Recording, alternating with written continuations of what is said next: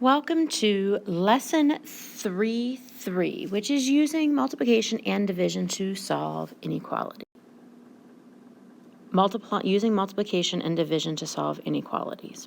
I'm going to give a little shout out to all my Falcon followers out there. Don't forget, you can find all of my videos on LynMona99 in YouTube. I want to give a little shout out to my Falcon followers out there. Just remember, you can find me on YouTube at LynMona99. So here we're using the multiplicative property of inequality.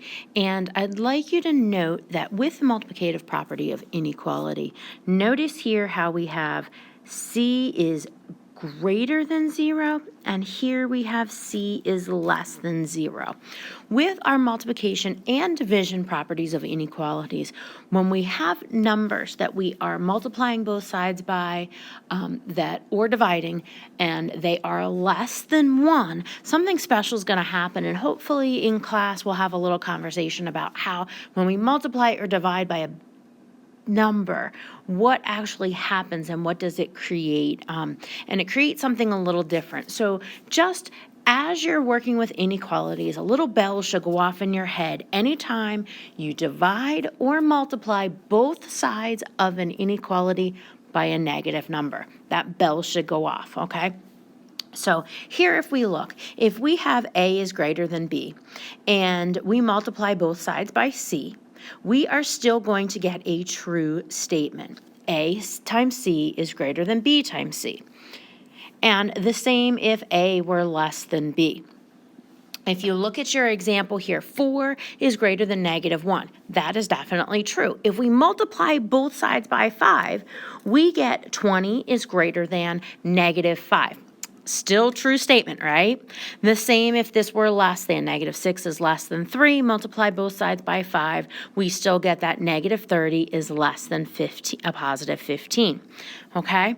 So now the trick comes in. When we are multiplying or dividing by a number that's less than 0, okay? So A is still greater than B, and we multiply both sides by the same negative number, we're going to have to flip that inequality sign around. Let's see that with some numbers in action here. So we have 4 is greater than -1. If we multiply both sides by -2, now we've got -8 over here, and we've got a positive 2 over here. So which one's bigger, the positive or the negative? Well, the positive number is going to be bigger, so our alligator has to eat the bigger number, and we have -8 is less than positive 2. Okay, so see how that we had to flip that inequality sign around, and the same is going to happen here when we have -6 is less than 3, but when we multiply it by a negative, now this side becomes bigger and this side is smaller. Okay, so these rules, this property of inequalities that I've just shown you holds true with the regular inequalities and the inequalities that are greater than or less than and equal to as well. Okay, so here we're looking at the division property, and notice how I have that highlighted. For when we're multiplying or dividing both sides by a positive number, we don't need to change that inequality sign at all in our problem. Okay, but when it is less than 0, when that number is negative and we're dividing both sides by a negative, we have to flip the inequality sign around in order to keep our problems true. Here, let's look at a couple examples in action. This is going to take a little practice, but just have that bell. Anytime you say to yourself, I'm multiplying or dividing by a negative number, a bell should go off in your head. Ding, ding, ding, ding, ding. I got to do something different with this other than some when I don't multiply or divide by a negative. So here is our first example, and we are looking at 3 is less than or equal to -3/5 times x. And notice how I wrote that, because remember that x is really technically in the numerator here, okay? And I'm going to actually turn this problem into a two-step problem because I know some of you in your fraction skills are a little struggling here. Okay, so we have this 3 is less than or equal to negative 3x divided by 5. So my first step is I'm going to get rid of that dividing by 5 by multiplying both sides by 5. That's going to cancel out here, and I'm going to be left with 15 is less than or equal to negative 3x. Okay, so I just multiply both sides by a positive 5. All right, we good there so far? Now I didn't have to do anything special. Here's where I'm going to have to do something special, because in order to isolate x, I want to divide both sides by a negative 3. Bell should go off on your head here. Divide both sides by a negative 3. And when I divide both sides by a negative 3, remember that inequality sign has to be flipped around. So I have 15 divided by negative 3, which is negative 5. And that's going to be greater than or equal to x. Okay, and then I am going to rewrite that x is going to be less than or equal to negative 5. So when I'm graphing this solution, I'm going to put a closed circle on my negative 5 there, and I'm going to have it go to the left because x is less than negative 5. So how can we check this? And this is where, if you're still struggling with the y, go ahead and pick a number that works for this inequality and check it out. I personally am going to pick negative 10. Okay, I'm going to pick negative 10, and I'm going to plug it back into the original inequality here. Okay, there we go. Negative 3 times negative 10, right, over 5. See what I did there? I copied the original problem, except now instead of putting in x, I put in the negative 10, because my graph and my solution tells me that negative 10 should be a correct answer. So now if I start computing here, I end up getting negative 3 times negative 10, which is a positive 30 divided by 5. Positive 30 divided by 5 is 6.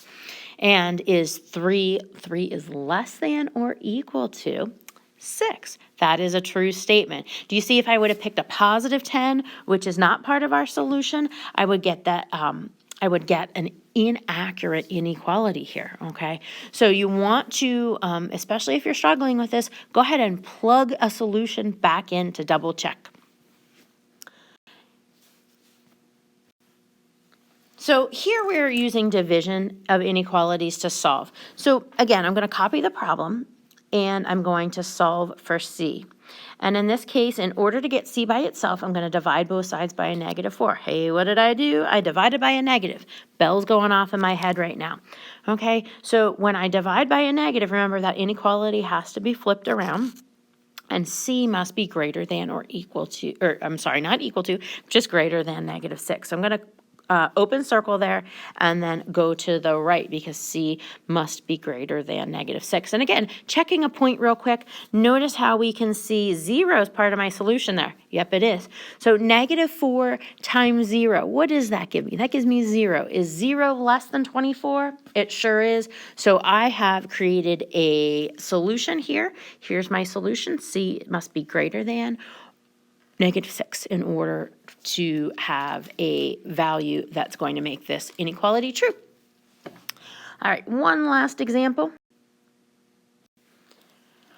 We are budgeting $160 to spend on fuel for a trip. How many times can they fill a car's tank if it costs $25 each time? So first off, we want to think about the fact that our money must be less than or equal to $160, because we can't go over under budget or go over budget. I'm assuming we can spend exactly $160 because that's what we've budgeted.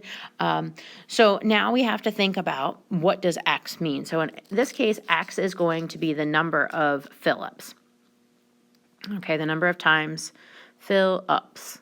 Okay, the number of times I fill up my car. So if it costs me $25 for each fill up, remember I want that to be less than or equal to $160. So now, in order to solve this inequality, I'm just using the division property of inequality. I'm going to divide both sides by 25. and I get x to be less than or equal to 6 2/5 tanks.